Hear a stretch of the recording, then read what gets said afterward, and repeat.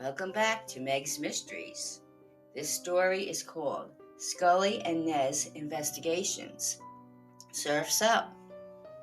Nez comes into the new office, a bigger and better location. After all their big closed cases, their names got out as the PIs to go to when there was a special problem to be solved. Scully was already there at his desk, staring at the old cuckoo clock his grandmother left him, and he was fiddling with his grandfather's old pocket watch. He always loved to look at it and take it apart when he was thinking about a case problem. It helped him to think. The watch never worked after his grandfather died, but he still keeps trying to fix it. Ned says, "You're trying it again? And why are you staring at the clock?" Scully smiles and said, "I used to love to watch this clock for the cuckoo bird when I was young. Granny used to pick me up to see it pop out, and we would laugh when it scared me. I always loved the workings of a clock and the mechanics of them." Then Nez says, "We have a new client." Just then the clock strikes 2, and the bird pops out. "Cuckoo, cuckoo." Then they hear someone enter the office. "Am I early?" Nez says, "No, you're right on time, Lila." "Scully, you know Lila from the law office downstairs." Scully gets up. "Oh yes, good to see you, Lila. Please sit and tell us what we can do for you." Nez tells him she needs our special help. Lila begins to tell her story. "My cousin, Andrew Kwanalani, in Hawaii, he goes by the name of A Surfer. He called me, and they're having supernatural problems. The legend of the shark god are coming true, but in an evil way." "Tell us everything," Nez says. Lila continues, "Andrew is in charge of our SURFS Up competition, the biggest worldwide surf competition. We sponsor every 3 years. Our family started it with my grandfather many years ago, and we always sponsor surfers from all over the world. As many as 100 are coming to compete for the prize of $1 million and a gold trophy. Only the top surfers will compete. Well, they started to come to practice 2 weeks ahead of time. Oh, it's the best waves in the world. My family has a vacation resort and put them all up, and we ran the contest. Andrew, a surfer, has been winning years ago and put up the resort and added to our grandfather's small vacation spot. Now it's big and pricey public and private resort.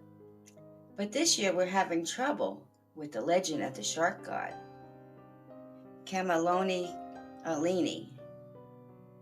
He is the king of the fish, who would keep potential catches away from the shore to punish humans who go into the waters or go and bother his waters. But sometimes he shows favor and moves the fishes closer to the fishermen if they show respect and take only what they need. But now there's a problem.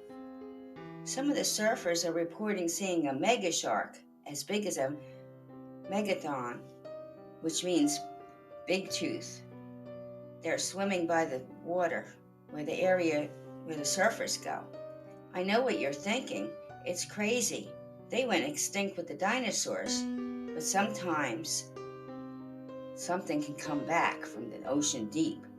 Make it worse, the surfers in the world are going missing.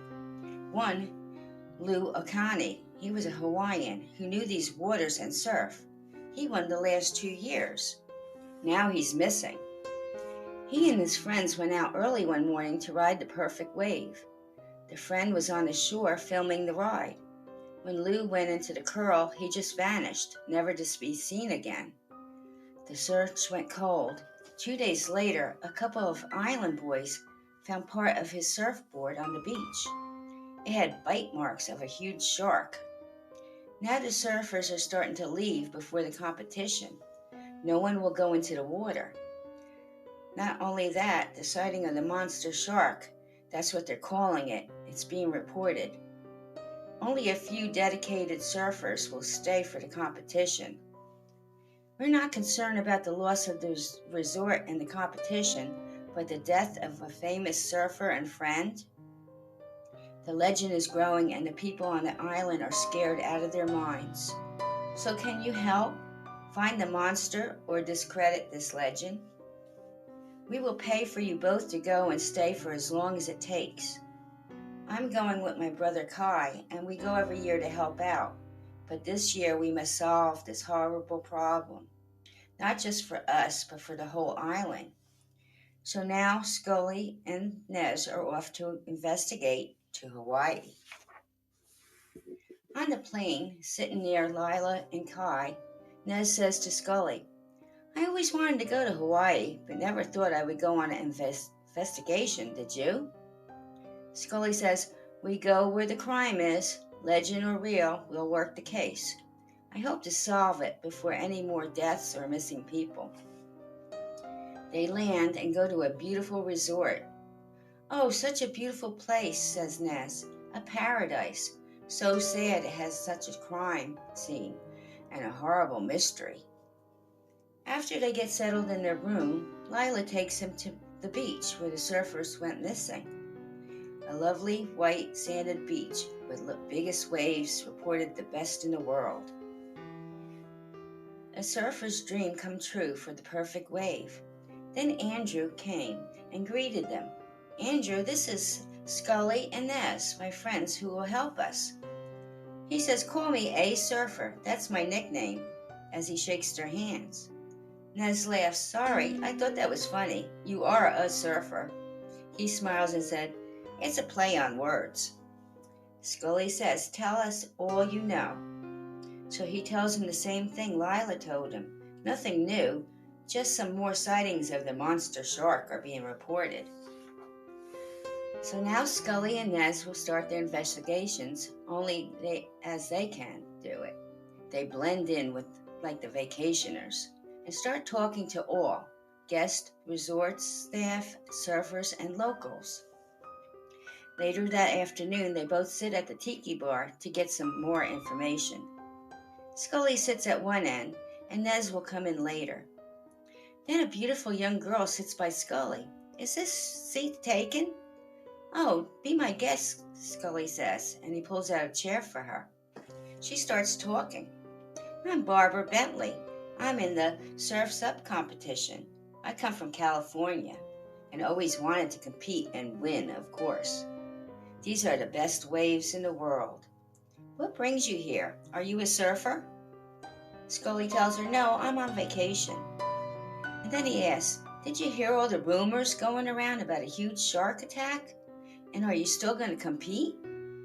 She tells him nothing's going to stop me from surfing and winning. I waited a long time and I'm ready to win the prize. Scully smiles and makes a mental note. Nothing, not even the threat of death, will stop her from winning. Strange, all she wants is to win. At the same time, Nez comes in and sits near an older gentleman. He smiles and tells her, the Mai Tais are the best around. He raises his glass, and then he asks, can I buy you one? I am Jack Bentley. Nez says, I am Nez, and I would love one.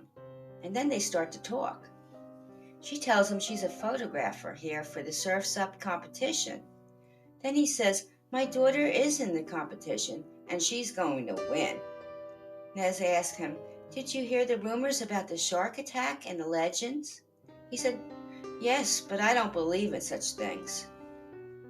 Then Nez says, oh, that's lovely you're here on vacation together. What do you do? He says, I'm a retired inventor for the Navy. Now I just dabble on personal things. Then she noticed a napkin with a doodle on it. What's that? He says, oh, I draw on everything. I make notes on when I think of my ideas, and I just draw on anything on hand. Nez says, looks like a mechanical drawing of a large submarine. He said, you're very observant. Then he drinks his drink and tells her he has to go. But maybe he'll see her at the luau. It's the best around. Hope to see you there. Then he rushes off, leaving the napkin behind. Nez picks it up to show Scully, who knows a lot about mechanical things. Maybe it's a clue. Then she noticed Scully leaving with the girl. She hears the girl tell him, "I'll show you the beach where the surfer went missing if you like." So Nez will fill him in later and update him on what she found out. At the beach, Scully and Barb spot something big in the water. She yells, "There it is!"